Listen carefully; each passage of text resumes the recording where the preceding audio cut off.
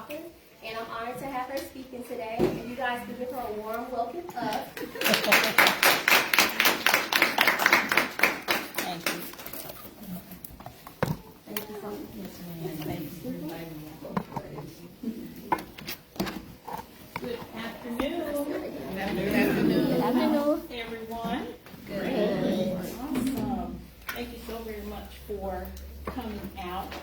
I met Portia just last fall. We were attending an FSU women's event, and then periodically on social media, I post motivational messages, and then she reached out to me and asked me if I would be willing to come and speak.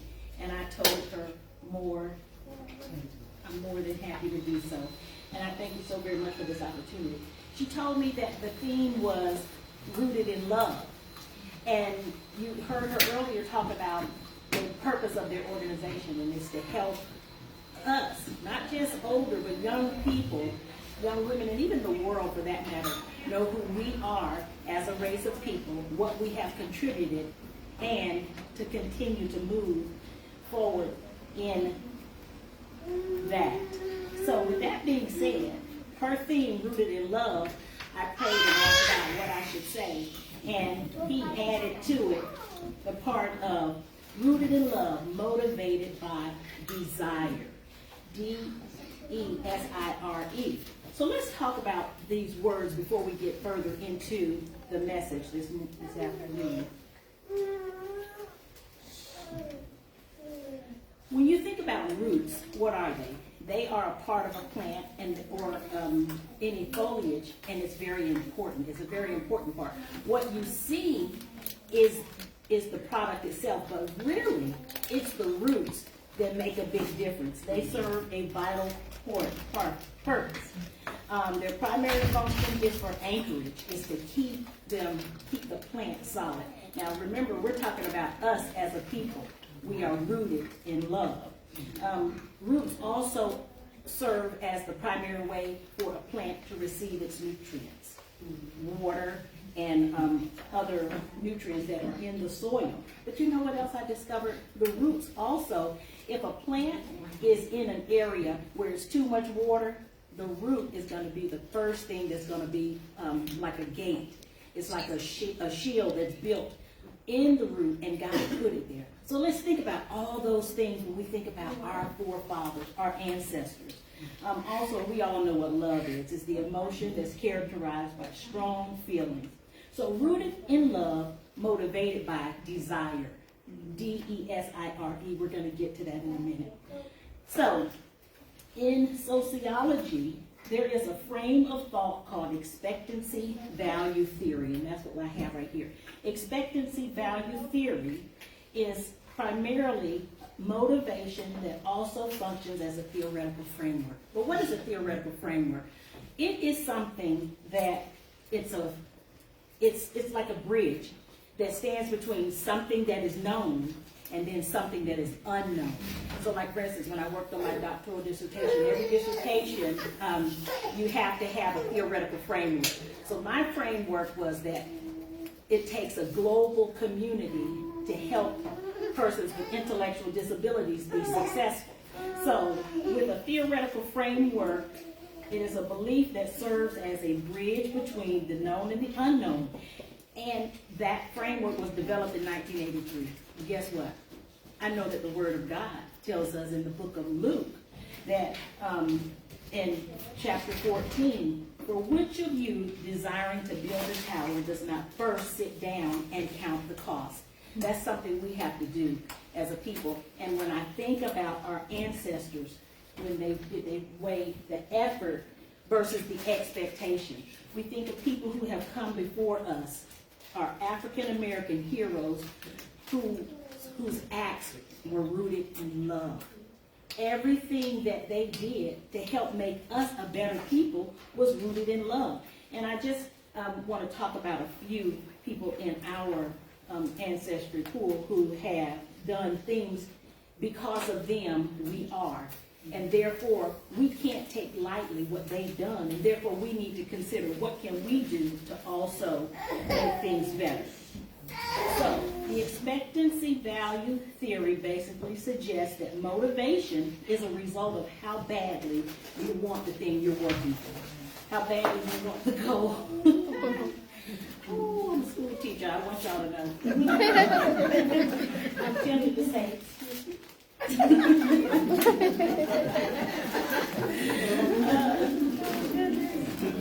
I got about 3 or 4 school teacher friends.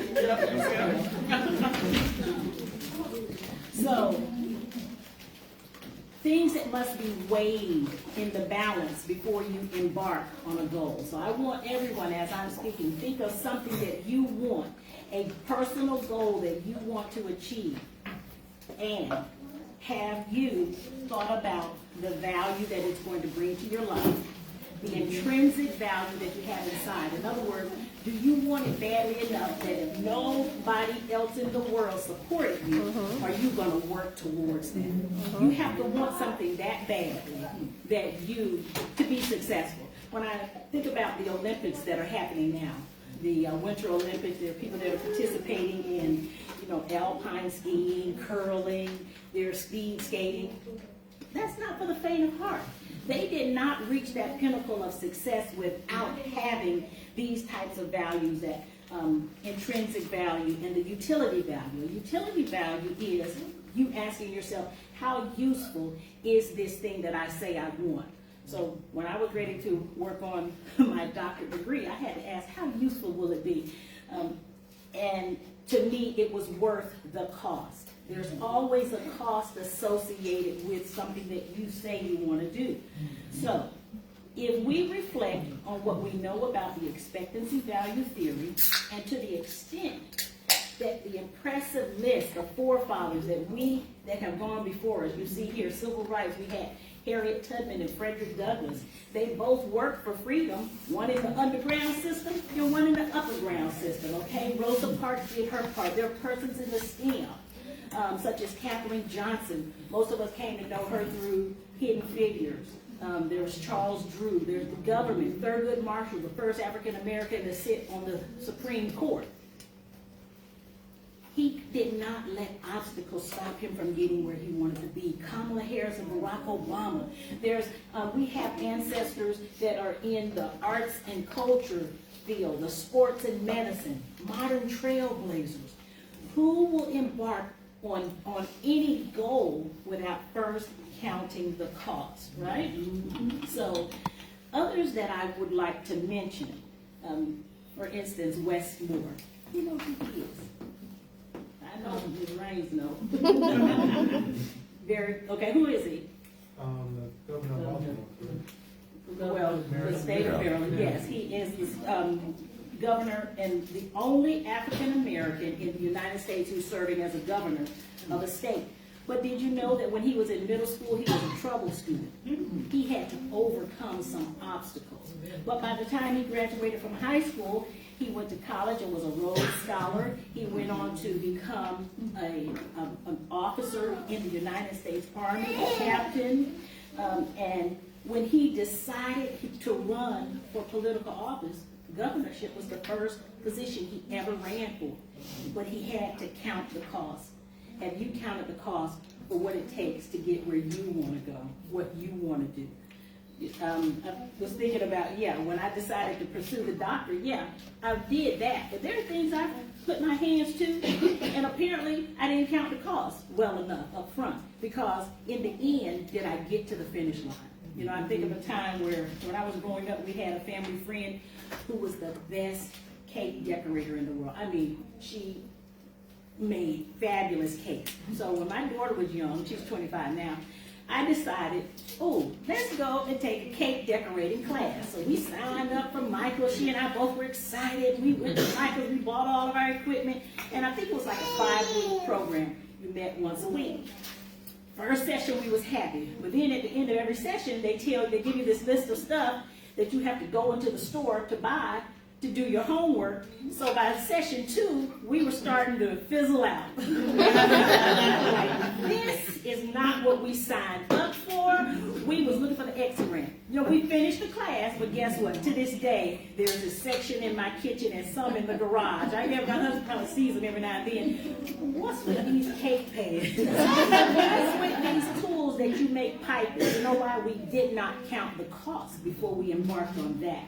You know, I'm okay with it. If I have to make a cake, it's just going to be a regular cake. And I'm okay with that. But also in our ancestry line, there is a woman that I want to talk about. Her name is Elizabeth Freeman. Well, let me tell you what her birth name was. Her birth name was Mumbett, M-U-M-B-E-T-T. She was born in 1744 in Massachusetts. It's important. These dates are important because we did not gain emancipation in the United States until 1865. So she was born into slavery.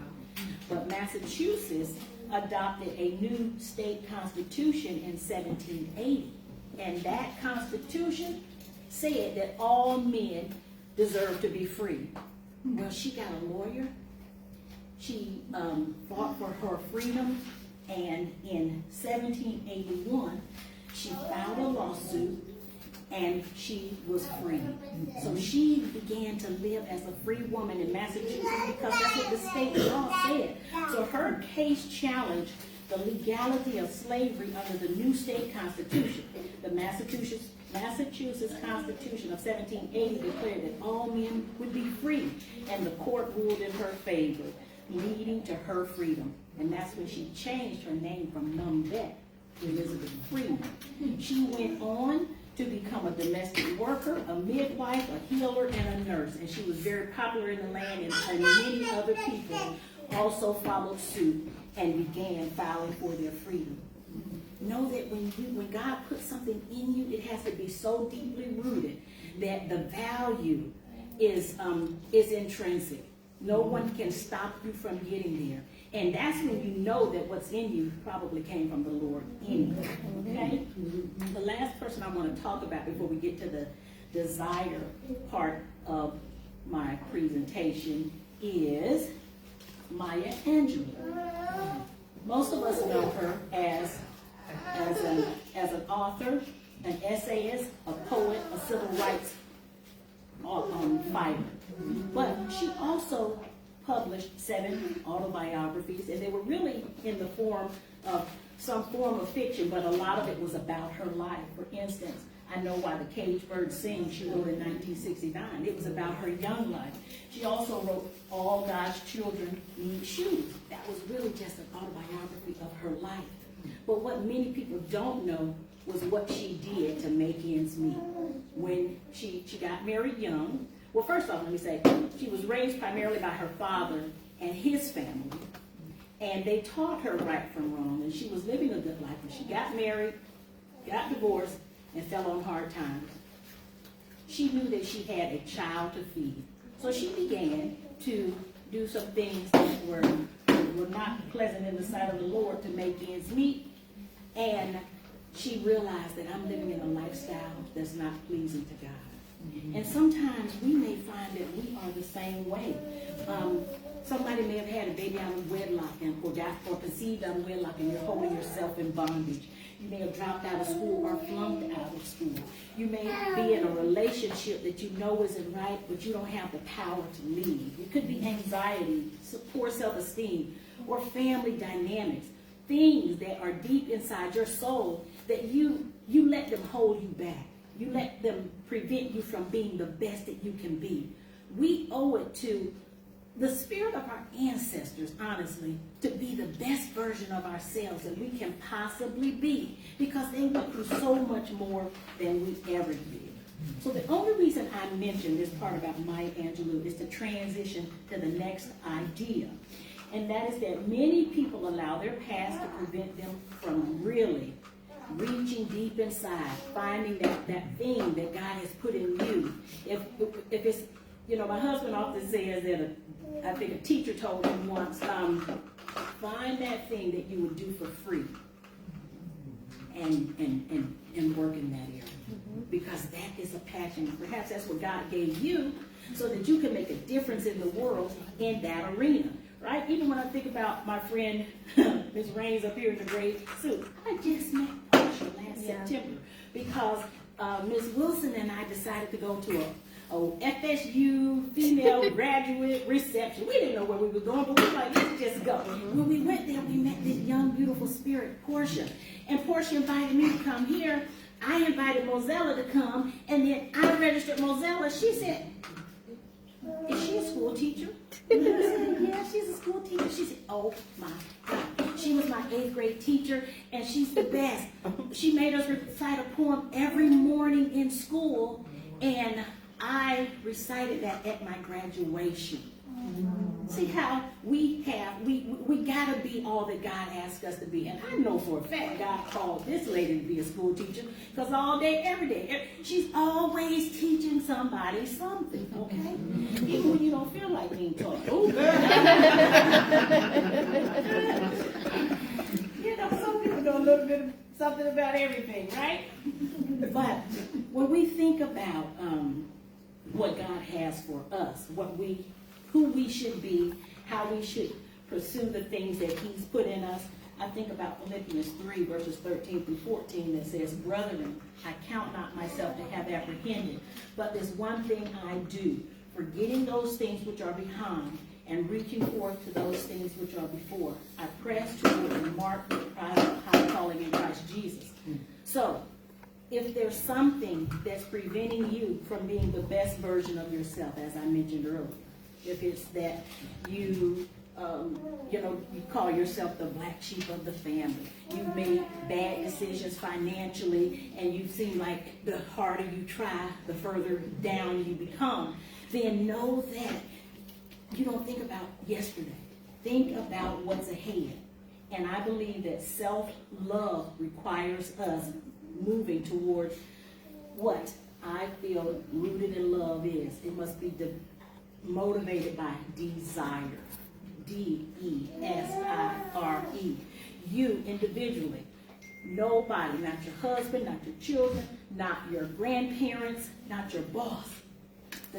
You have to be so determined, like it says in Philippians 3 and 14, to press toward the goal of whatever is that passion that's in you that you want. So for me, to be honest, I wanted to pursue, I have to use my circumstances. I wanted to begin pursuing my doctorate degree about 30 years ago, but the timing wasn't right. The cost factor wasn't right. But at that right age of 50-something, everything lined up. I counted the cost. I spoke to my husband. I prayed to God. And the timing was right. So you got to be so determined that nothing stops you. The E is effort. You must be willing to work to accomplish that dream. Like I mentioned, those Olympians. You know what? I may have wanted to be a bobsledder, but was I willing to get up at 4:30 every morning to make it to the gym by 5, to work out for 2 hours before going to work or school? Then apparently not. If you're not willing to work harder than the next person, then maybe it's just a wish. It's really not a dream or a passion. Then there's the S for sacrifice.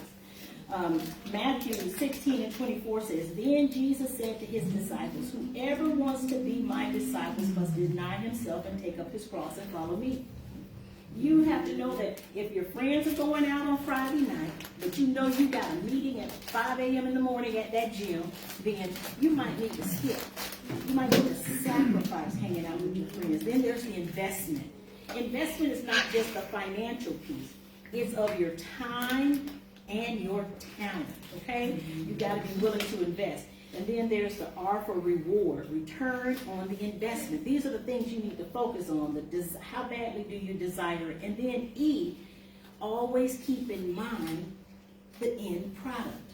Hebrews 12, 1 through 2 says, therefore, since we are surrounded by such a great cloud of witnesses, let us throw off everything that hinders and that sin that so easily entangles, and let us run with perseverance the race that is marked out for us. Okay? We have to know that when we're giving it our all, it has to be something that's already in you. and then you have to marry it with your own passion.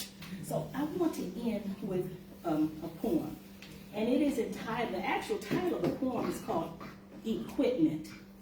Equipment, but most people know it as Figure It Out, and it is by Edgar Albert Guest. And basically it says, you may not know how to get to the end goal. You know the vision that you have, but you don't know how to do it. Just start. Another goal I had for years, at least 6 years or so, was to write a children's book. I always wanted to write a children's book. My husband and I were blessed to write a book about marriage. It's entitled The Cactus and the Rose, The Power of Forgiveness. But even before that was on the radar, I had a vision and a passion to write a children's book, but I didn't know where to start. I didn't know what to do, but I knew the topic, and I knew what I wanted to write about. And I'll never forget one day, I was always talking to my husband for years. Oh yeah, this is going to happen. It's about a little boy who's special needs, by the way. And I would tell him, and the boy's going to do this, and the boy's going to do that. One day my husband just looked at me, and he grabbed my shoulders. He said, Sandra, write the book. And I'll never forget, I looked at him, and I walked away. And do you know what?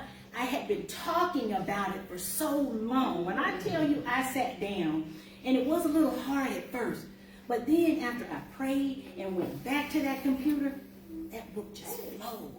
It flowed. And to the point, then I sent it to my sister, who's a teacher in Georgia, who's actually serving as my educational consultant for the book. The book was so dense. It's like a cake. Have you ever had a cake? Somebody made the cake and it's so thick. My sister said, and that was chapter 1. My sister said, Sandra, this is the whole book. It was dense. And then I went back to the drawing board, and God showed me how to break it down. And it was really now a 3-part. I have 3 books that are done. You understand? Only one is getting ready to be published by the grace of God, preferably within the next couple of weeks. But that's the way God shows you. He doesn't show you the whole end. He just says, go. You step out. You have to believe that he's going to show you what to do step by step as you're going. So that's why this poem says equipment, or figure it out. You got to figure it out as you go. Figure it out for yourself, my lad. You've all that the greatest of men have had: 2 arms, 2 hands, 2 legs, 2 eyes, and a brain to use if you really be wise. With this equipment, we all began to start for the top and say, I can. Look them over, the wise and great. They take their food from a common plate. And similar knives and forks they use, with similar laces, they tie up their shoes. The world considers the brave and smart, but you've all they've had when you start. You are triumphant and come to skill. You can be great if only you will. You're well equipped for what path you choose. You have arms and legs and a brain to use. And the man who has risen great deeds to do begins his life with no more than you. You are the handicap you must face. I'm going to say that again. You are the handicap that you must face. It's not the world. You are the handicap that you must face. You are the one who must choose your place.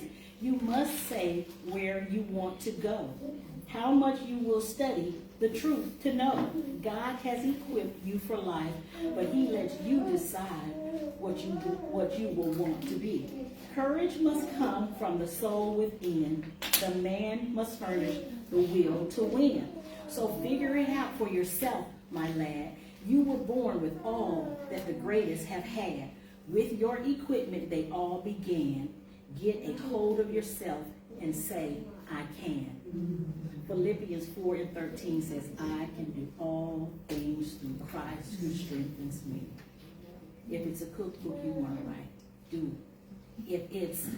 If it's joining, becoming a contractor, to begin doing work in a field you've never done, do it. Whatever it is, but don't let circumstances hold you back. Our ancestors accomplished great things with the love that was placed deep within them. And we are rooted in that love, those roots. Remember I said the roots of a plant?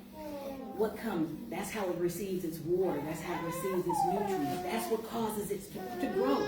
So we can't discount the past. We got to think about what our ancestors did for us, and then we know that we can do the same thing.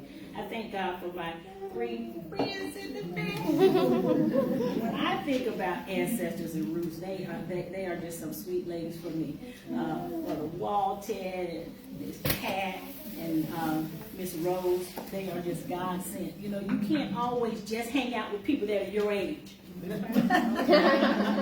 You really can't, because they know what you know. There is a theory about this generation. They say, are you a baby boomer? Are you a Generation X or a Generation Z? Hang out with somebody who's in a different generation than you sometimes. They can be younger or they can be older. Do not discount that God put us together. And it is true. We need one another. So I want to encourage us all to remember the things that our ancestors have given us, what they have brought to the table. Don't discount what they've done. Hold on to that root system. If you tear the roots out of a plant, it's going to die, right? Don't discount the past, because who we are is rooted in love, but is motivated by our own personal desire to win. Amen? Amen.